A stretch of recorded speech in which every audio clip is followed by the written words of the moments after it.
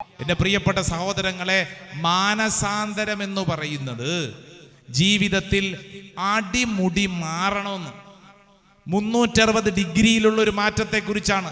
ചെറിയ മാറ്റമല്ല, സ്വഭാവത്തിൽ വരുന്ന അടിസ്ഥാനപരമായിട്ടുള്ളൊരു മാറ്റം. Praise the lord, hallelujah. ചിലരിപ്പോ ചിന്തിക്കും, അങ്ങനെ ഞാൻ മാറിയില്ലെങ്കിൽ എന്താ കുഴപ്പം? ഞാനിപ്പോ ജീവിച്ചിരിക്കുന്ന ജീവിത രീതിക്ക് എന്താ കുഴപ്പം? ഇപ്പോൾ ഉള്ളതിന് വല്ല കുഴപ്പമുണ്ടോ എന്ന് ചിന്തിക്കും. വചനം പഠിപ്പിക്കുന്നത് ഈ മേഖലയിൽ നീ ശ്രദ്ധിക്കണം. സങ്കീർത്തനം 107:17 തുറന്നു വായിച്ചേ. പാപകരമായിട്ടുള്ള മാർഗങ്ങൾ പിന്തുടർന്ന് ചിലർ രോഗികളായി തീർന്നു, തങ്ങളുടെ അകൃത്യങ്ങളാൽ അവർ ദുരിതത്തിലായി. അടുത്ത വചനം കൂടെ പഠിച്ചോളൂ. അവരെല്ലാ ഭക്ഷണത്തെയും വെറുത്തു, അവർ മൃത്യു കവാടങ്ങളെ സമീപിച്ചു. ശ്രദ്ധിച്ചേ, പാപകരമായ മാർഗങ്ങൾ ഒരു വ്യക്തി പിന്തുടർന്നാൽ ആ വ്യക്തിയിൽ 4 കാര്യങ്ങൾ സംഭവിക്കും. സങ്കീർത്തകൻ പഠിപ്പിക്കുന്നതൊന്ന് ശ്രദ്ധിച്ചോളൂ. നമ്മുടെ ജീവിതത്തിൽ നമുക്ക് തോന്നിയതുപോലെ, നമ്മുടെ ഇഷ്ടാനുസരണം, ദൈവത്തോടും ദൈവകാര്യങ്ങളോടും ആലോചന ചോദിക്കാതെ നമ്മൾ പ്രവർത്തിക്കുമ്പോൾ ഈ പ്രപഞ്ചം തന്നെ സംഭവിക്കുന്നൊരു കാര്യം, ആ പ്രവൃത്തിയിൽ തന്നെ സംഭവിക്കുന്ന കാര്യം, പാപകരമായ മാർഗങ്ങൾ പിന്തുടർന്ന് ചിലർ രോഗികളായി തീർന്നു. ഒന്നാമത്തെ കുഴപ്പം രോഗം. എന്താണ് രോഗം? ശാരീരികമായ രോഗം മാത്രമല്ല, മാനസികമായ രോഗങ്ങൾ പോലും. ശാരീരികമായ രോഗങ്ങൾ മാത്രമല്ല കേട്ടോ, മാനസികമായ രോഗങ്ങൾ പോലും പാപം മൂലം വ്യക്തിയിൽ സംഭവിക്കുമെന്ന്. Price the lord, hallelujah. എല്ലാ രോഗികളും പാപം ചെയ്തത് കൊണ്ടല്ല രോഗികളായത്. വചനം പഠിപ്പിക്കുന്ന നേരെ തിരിച്ചു പഠിച്ചോണം. എന്ത്?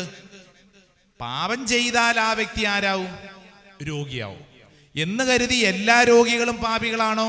അല്ല, അല്ല. പക്ഷേ വചനം പഠിപ്പിക്കുകയാണ്, പാപം ചെയ്താൽ ആ വ്യക്തി രോഗപീഡയ്ക്ക് അടിമപ്പെടും. Praise the Lord.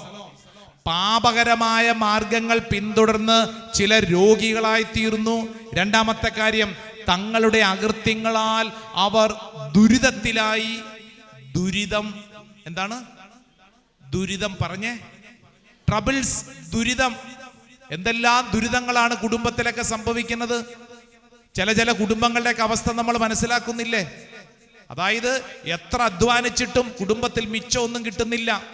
അധ്വാനത്തിന് കുറവൊന്നുമില്ല, അധ്വാനമൊക്കെ ഒത്തിരി ഉണ്ട്, പക്ഷെ മിച്ചമൊന്നുമില്ല. പകുതി കിട്ടുന്ന കൂടുതലും കൊണ്ട് ആശുപത്രി കളയാനേ ഉള്ളൂ. ചില വീടുകളിൽ ഒരു സ്വസ്ഥത കിട്ടുന്നില്ല. നിസാരപ്പെട്ട കാര്യങ്ങൾക്ക് പോലും വഴക്കടിക്കുന്ന സ്വഭാവം എപ്പോഴും കുടുംബത്തില്. ഈ അകൃത്യങ്ങളാൽ ദുരിതം അനുഭവിക്കുന്നു. രണ്ടാമത്തെ കാര്യം ദുരിതം. മൂന്നാമത്തെ കാര്യം എന്താ? അവരെല്ലാ ഭക്ഷണ പദാർത്ഥത്തെയും വെറുത്തു. വെറുപ്പ്. ഭക്ഷണ പദാർത്ഥത്തെ വെറുത്തെന്ന് പറഞ്ഞാൽ ഉദ്ദേശിക്കുന്നത് നമുക്ക് ഇഷ്ടപ്പെട്ട കാര്യങ്ങളെ പോലും നമുക്ക് വെറുപ്പ് തോന്നും. കഴിഞ്ഞ ദിവസം ഒരു പ്രാർത്ഥിക്കാമെന്ന ചേച്ചി പറഞ്ഞത്, അച്ഛാ, എൻ്റെ ഭർത്താവിനോട് ഞങ്ങൾ തമ്മിൽ നല്ല സ്നേഹമായിരുന്നു, ഇപ്പൊ കുറച്ചു നാളുകളായിട്ട് എനിക്ക് വെറുപ്പ് തോന്നുന്നു. സംസാരിച്ചു വന്നപ്പോൾ അതിന് ചില കാരണങ്ങളൊക്കെ ഉണ്ട്. വെറുപ്പ് ഉള്ളിലെ ഇഷ്ടപ്പെട്ട കാര്യങ്ങളോട് പോലും വെറുപ്പ് തോന്നാൻ തുടങ്ങും, അസ്വസ്ഥപ്പെടാൻ തുടങ്ങും. പാപത്തിന് അങ്ങനെ ഒരു കുഴപ്പമുണ്ട്. ആ പാപത്തിന്റെ വിത്ത് ഇരുന്ന് കഴിഞ്ഞാൽ ആ വിത്ത് അത് പൊട്ടിമുളച്ച് അത് പ്രശ്നം ഉണ്ടാക്കും. പാപം വ്യക്തികളെ രോഗികളാക്കും, പാപം വ്യക്തികളെ ദുരിതത്തിലാക്കും, പാപം വ്യക്തികളെ ഇതാ വചനം പഠിപ്പിക്കുന്നു വെറുപ്പിലേക്ക് നയിക്കും. നാലാമത്തെ കാര്യം, അവർ മൃത്യു കവാടങ്ങളെ സമീപിച്ചു എന്ന് പറഞ്ഞാൽ മരണം. എല്ലാം നഷ്ടപ്പെട്ട അവസ്ഥ, ജീവിതത്തിൽ ഇനി ഒന്നും പ്രതീക്ഷിക്കാനില്ലാത്ത അവസ്ഥ, നിരാശപ്പെട്ട അവസ്ഥ. ചില ആളുകളെ കണ്ടിട്ടില്ലേ, ഇനി എന്തിനാ ജീവിച്ചിരിക്കുന്നത്, എല്ലാം തീർന്നു, അയ്യോ, സങ്കടം, ഭാരം.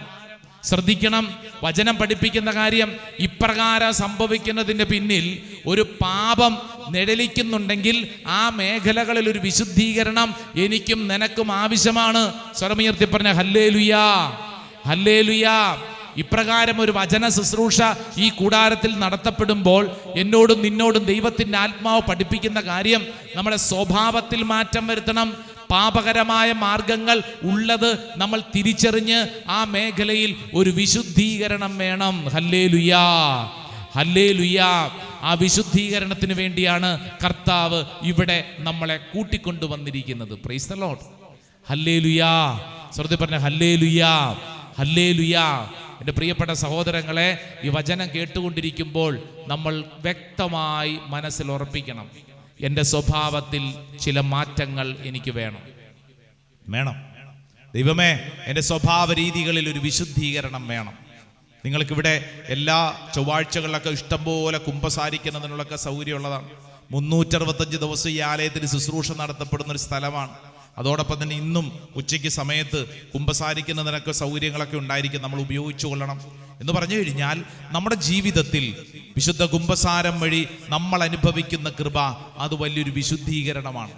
ജോഷുവ എന്ന് പറയുന്ന പഴയ നിയമത്തിലെ വീരപുരുഷൻ തോറ്റുപോയതിൻ്റെ പിന്നിൽ ആ കൂട്ടായ്മയിൽ അവരുടെ കുടുംബത്തിലെ ഒരാൾ ചെയ്തൊരു പാപപ്രവൃത്തി അന്തരീക്ഷത്തെ മുഴുവൻ പീഡിപ്പിച്ചെങ്കിൽ ഇന്നത്തെ ദിവസത്തിൽ ദൈവത്തിന് മുമ്പിൽ നമ്മൾ പ്രാർത്ഥിക്കണം, ദൈവമേ, എൻ്റെ സ്വഭാവ രീതികളിൽ ഞാൻ എന്താണ് ശ്രദ്ധിക്കേണ്ടത്? ഹല്ലേലൂയാ.